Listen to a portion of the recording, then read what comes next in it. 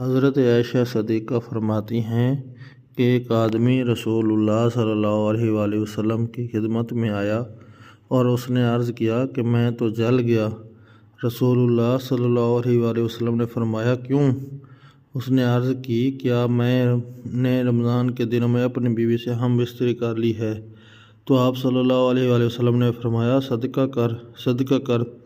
اس آدمی نے عرض کیا کہ میرے پاس تو بہت کچھ نہیں ہے۔ تو آپ صلی اللہ علیہ وآلہ وسلم نے اسے حکم فرمایا کہ وہ بیٹھ جائے۔ تو آپ کی خدمت میں 2 ٹوکرے آئے جس میں کھانا تھا۔ آپ صلی اللہ علیہ وآلہ وسلم نے اس آدمی کو حکم فرمایا اس کو صدقہ کر۔ ایک اور روایت میں ہے کہ نبی پاک صلی اللہ علیہ وآلہ وسلم نے ایک آدمی کو حکم فرمایا جس آدمی نے رمضان میں روزہ توڑ لیا تھا، اسے چاہیے کہ وہ ایک غلام آزاد کرے یا 2 مہینے کے روزے رکھے یا 60 مسکینوں کو کھانا کھلا دے۔